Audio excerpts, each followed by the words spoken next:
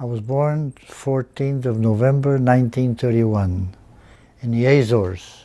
A small village of Piedad, the island of Pico, Azores. I was born in Hanford, California. Beautiful island of Flores, Azores. I was born in Lajes, Terceira. My mother's father, João or John Teixeira, came in the about 1884. We came in about 1949. My dad had originally come to the United States, actually with some of his brothers, and for the same reason probably most people come. They figured they could come over here, make some money, and then go back to the Azores and kind of get a head start on life. When we left our island of Flores, there was no electricity at all on the island. There was no running water in any house. There were no roads, no cars. My brothers and sisters grew up reading and learning to read by an oil lamp. We brought, I think, one suitcase that wasn't full. As I remember, I had one pair of shoes that I was wearing. And I think that was the same thing for my father, my mother, and my brother. Azoreans had started settling here in the Central Valley in the 1870s. They started out as sheep herders. They developed a good reputation for being steady and willing to stay out in the field with sheep. And I remember eating when we got home and then went to bed upstairs looking out the window. And suddenly I started crying.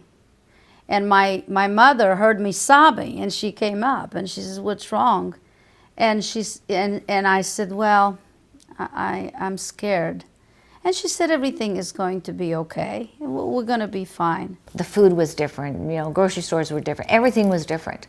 And even though there was some Portuguese connections that we could grow couves and those kinds of things, it was still difficult. My father went to milk cows at first. He had never, I don't know that he had touched a cow in the Azores, but he went to milk cows for about 3 months. Some of my best recollections now, even as a teenager, was sitting at the Portuguese festivals underneath a shade tree and my dad talking with his friends, about things that they missed. My brother and I, we used to go to the movies in Pacific Grove.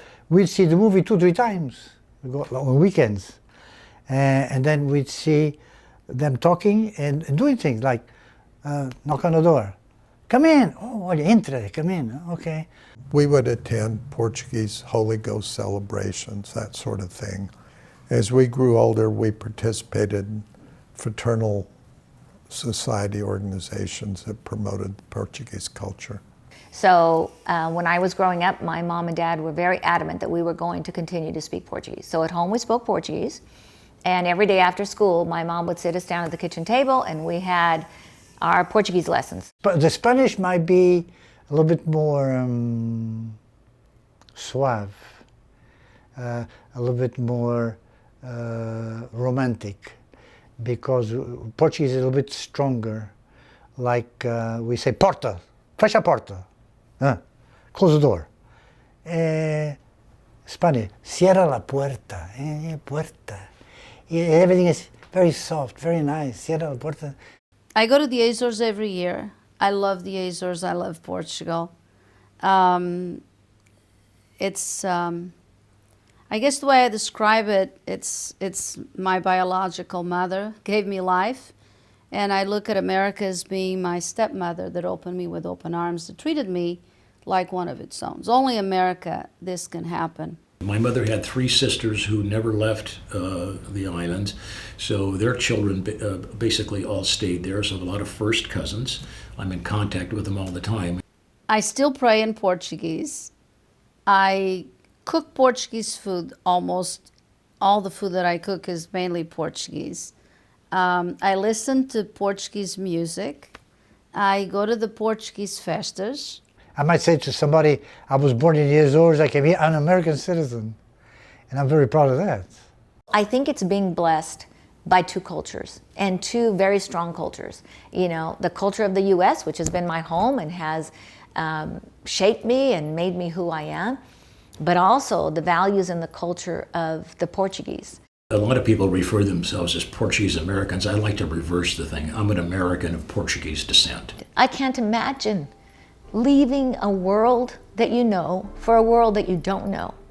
Thousands of miles, not knowing the language, not knowing what's going to come your way.